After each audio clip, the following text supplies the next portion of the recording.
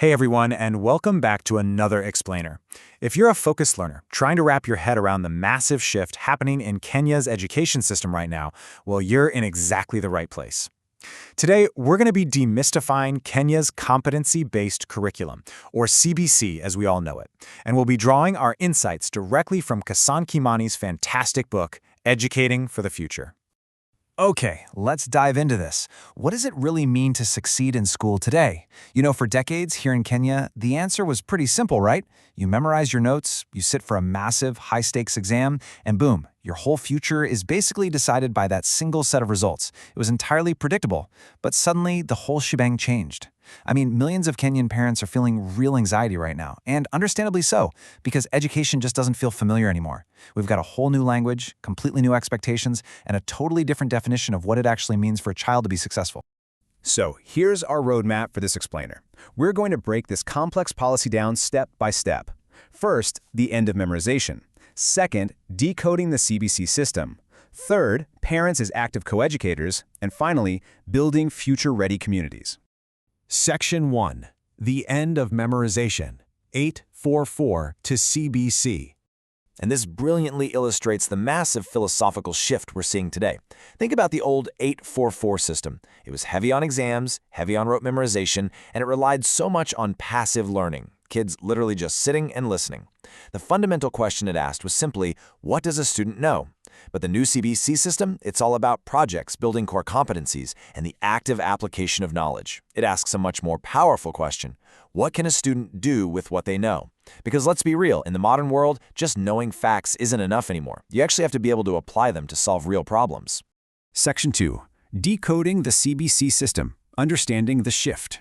So you keep hearing this word tossed around, but what actually is a competency? Well, it's defined as the ability to apply knowledge, skills, values, and attitudes in real-life situations. To put that into everyday language, it's about solving real-world problems. It's about creating something of value rather than just passing a written test. Think of it like this. It's the crucial difference between knowing the biological theory of agriculture from a textbook and actually being able to go out, plant, grow, and protect a crop out in the real world.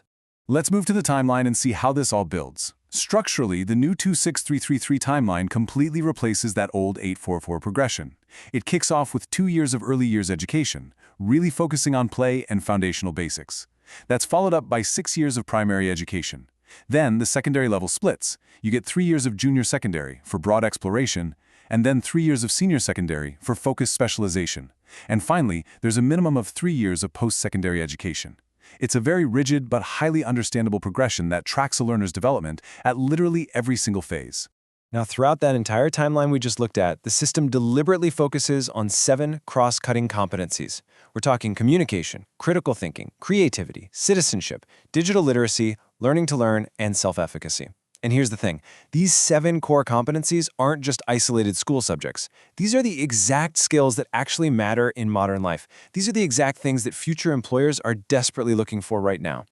Okay, so how does grading actually work if we aren't just memorizing for a big test? Well, assessment is now formative, meaning teachers are giving continuous feedback during the learning process itself. It's performance-based, utilizing hands-on projects and experiments. It utilizes a portfolio, meaning a student's work is collected and reviewed over time. And yes, there are still summative national assessments, like KPCE, but they aren't the absolute sole measure of success anymore. And check out how teachers grade this now. Instead of a flat, stressful percentage, they use descriptive levels, EE for exceeds expectations, ME for meets expectations, AE for approaching expectations, and BE for below expectations. This completely shifts the focus away from ranking kids against each other and moves it toward tracking individual growth. Honestly, that should really help alleviate those deep parent fears about high-stakes exams. Section 3. Parents as active coeducators, guiding the journey. So the crucial point is this. The parent is no longer just a supporter watching from a distance. The parent actually becomes a co-educator. Now, I want you to hear me clearly on this. CBC absolutely does not expect you to become a fully trained teacher. You don't have to suddenly know all the mathematical formulas or the complex science answers. Instead, you're just being asked to be an engaged partner in everyday learning at home. But how do you actually do that in real life? Well, here are 3 highly practical, actionable steps you can take today. Step 1. Create a learning space. And no, it doesn't need to be some expensive home office, just a dedicated spot with basic materials like paper and pencils. Step 2. Ask questions, don't just give answers. If your child is stuck, you have to resist the urge to just tell them the answer. Ask them, hey, what have you tried so far, or what else could we try? And step 3. Support without taking over.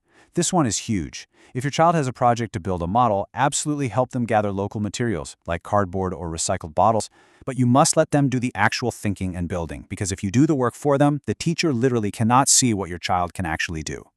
Section 4. Building future-ready communities. Macro transformation. Remember that senior secondary level we talked about earlier? Well, under CBC, it introduces 3 structured career pathways: STEM, Arts and Sports Science, and Social Sciences. This is fantastic because it ensures that learners actually specialize based on their unique, individual strengths rather than being forced into a single, generic academic track. If your child is an analytical thinker, they have a dedicated path. If they're an incredible athlete or a creative artist, they have a path. This structure directly links the competencies they learned in the classroom to their real-world future career readiness. And when communities fully rally around this framework, the results are just incredible. For example, look at the Kandera constituency, which recently achieved a 100% transition rate from primary to secondary school. That is a phenomenal fact. It serves as absolute proof of what deep grassroots community dedication to education can achieve when leaders, parents, and schools all work together. Now, what's really interesting about this is how this macro transformation is summarized by education advocate Titus Njau.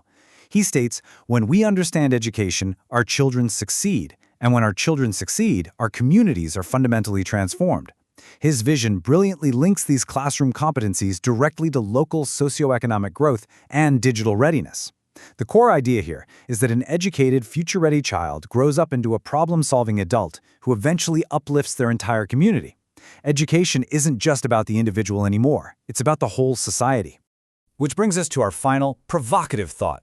The system has evolved. So, are you ready to evolve with it?